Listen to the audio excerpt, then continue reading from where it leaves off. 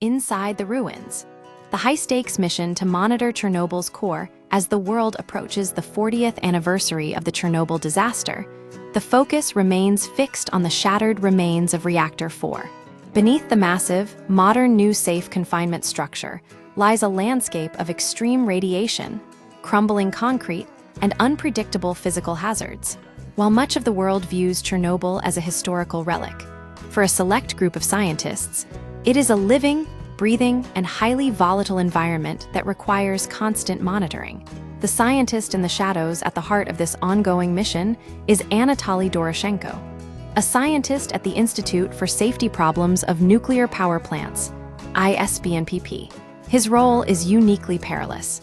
He must physically enter the ruins of the reactor to collect samples and radiation readings, often coming within 8 meters of the exposed core. For Doroshenko, the work is a delicate balance of psychological discipline and technical precision. He describes the experience not as a moment of fear, but as a high-adrenaline endeavor akin to exploring the deep ocean or scaling Everest. You should be aware that everything is contaminated. You want to do the work, but it's not an excursion. You're working there, so you should be aware of everything you need to do and keep it in your head.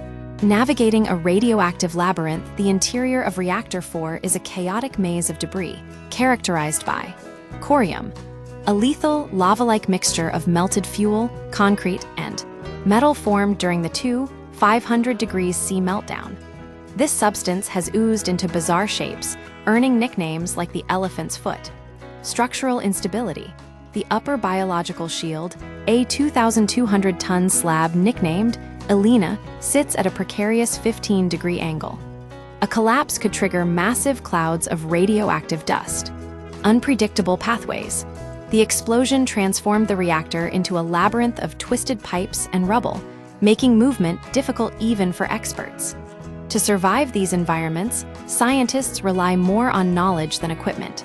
While protective gear ranging from respirators and gloves to multi-layered polythene suits and lead aprons is essential, the true defense is a deep understanding of dosimetry and radiation safety. Why constant monitoring is critical. A primary reason for these dangerous excursions is the unpredictable nature of the nuclear material remaining inside. The reactor is not dead. It is chemically and physically active. The risk lies in neutron flux. When radioactive fuel decays, it emits neutrons. If these neutrons are captured by other nuclei, they can trigger new fission reactions. The stability of these reactions depends heavily on moisture. High humidity acts as a moderator, slowing neutrons down and preventing a chain reaction. Dry conditions can lead to sudden spikes in nuclear activity. With the installation of the new safe confinement, humidity levels inside the reactor are changing. Scientists are bracing for potential spikes in activity, making Doroshenko's regular, hands-on data collection vital to predicting and preventing new accidents. The human cost of safety. The work is physically and mentally taxing.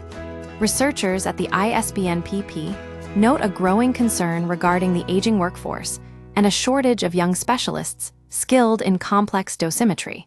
For those like Doroshenko, the job is a heavy responsibility, one that requires a constant, healthy level of concern for their own safety to ensure they never make a fatal mistake.